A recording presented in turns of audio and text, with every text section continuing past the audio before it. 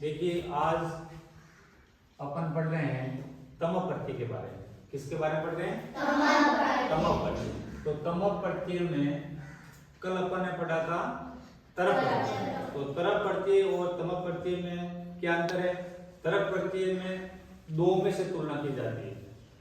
कितने की जाती है? दो में से। दो में से तुलना कैसे? जैसे मान लो कोई दो व्यक्ति है, इनमें से एक छोटा है एक बड़ा है, तो दो में जो बड़ा है उसका नाम पहले, भाई ये इससे बड़ा है ये इससे छोटा है। और बहुत में से तुलना, बहुत में से जैसे मान लो कक्षा 6 के अंदर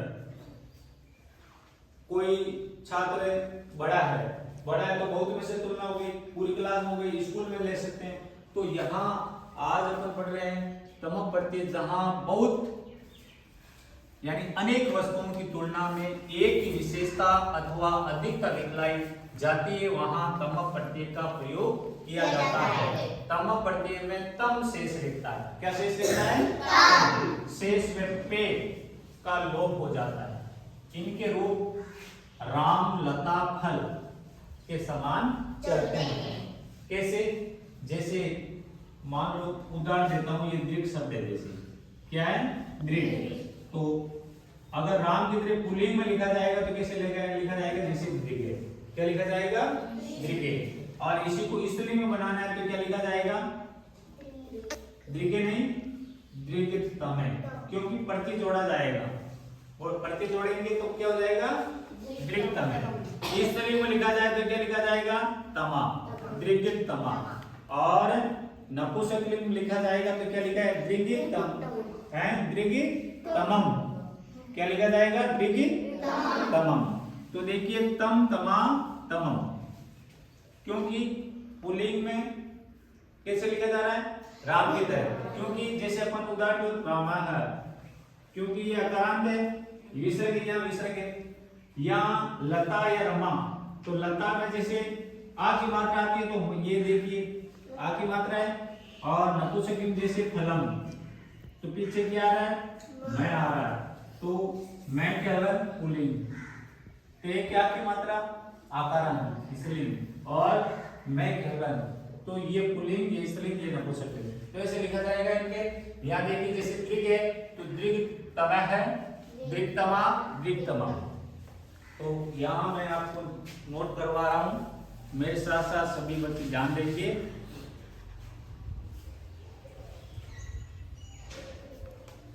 तो दीर्घतमा है, दीर्घतमा और दीर्घतमम। कैसे लिखा जाएगा? दीर्घतमम। इसी प्रकार से दृढ़, क्या लिखा जाएगा? दृढ़तमे। पुल्लिंग में तो क्या लगाना है? तमे, याद रखना। स्त्रीलिंग क्या लगाया जाएगा? तमा।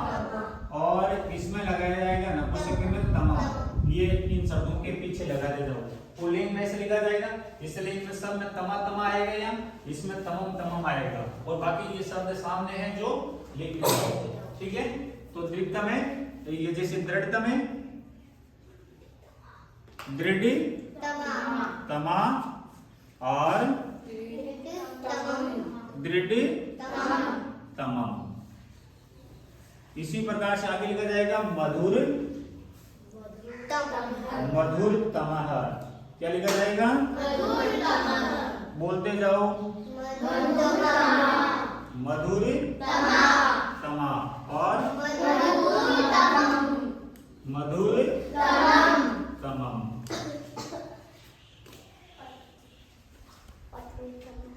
अगला इसी प्रकार से क्या आएगा? पटु, पटु तमह, पटु तमह है, पटु तमा और पटु तमम। इसी प्रकार से कुशल, कुशल शब्द आ गया और पीछे क्या लगाना? तमे। या कुशल शब्द लिख दो पहले, कुशल तमा लगा दो। स्त्रीलिंग में तमा लिखा जाएगा, नपुंसकलिंग में तनु लिखा। तो कुशल शब्द लिख दो पहले, फिर तमाम। अंतिम है अपन का वो है निपुण, तो निपुण नाम लिख दो पहले, निपुण फिर लगा दो तमह है, पुल्लिंग है तब लगा दो तमह। इसी प्रकार से निपुण, निपुण तमाम, ये स्त्रीलिंग हो गया। नपुंसकलिंग क्या लिखा जाएगा? निपुण तमाम। अब आपके शब्द समझ में आ गया होगा कि तमक प्रत्यय का शेष कम रहता है। ठीक है, परीक्षा में कई बार पूछा जाता है कि इनमें से कौन किसमें तमक प्रत्यय का प्रयोग हुआ है, तो ऐसे शब्द लिखे होंगे आपको मिलेंगे, जैसे दृक्त में दृक्त है, जैसे तत्वा, जैसे मान लो पठित्वा या संभुए, तो आपको तमक प्रत्यय का उदाहरण कौन सा है? दृक्त में। और ऑप्शन में पूछा जाएगा, बहु विकलात्मक प्रश्न आते हैं ना परीक्षा के अंदर आरटी बोर्ड में, तो उसमें क्या पूछा जाता है कि इनमें से, तो आपको क्या ध्यान रखना है कि पीछे तम या तमा या तमम आता है, तो ये आपको ये पहचान रखना है कि इसमें तमक प्रत्यय का प्रयोग किया जाता है। और बहुत में से तुलना समझ गए आप कि सर्व छात्रेषु वीरेंद्रे द्वित्रे वर्तते, सर्व छात्रेषु, और इसमें कौन सी विभक्ति लगती है? सप्तमी विभक्ति लगती है। कौन सी विभक्ति? सप्तमी। सप्तमी क्यों लगाई जाती है? बहुत में से, तो इनमें सप्तमी विभक्ति लगती है, जबकि तरफ प्रत्यय में कौन सी विभक्ति लगती है? पंचमी विभक्ति। दो में से तुलना करते हैं पंचमी विभक्ति, जबकि इस तमक प्रत्यय में सप्तमी विभक्ति लगती है। तो आज अपन ने क्या पढ़ा?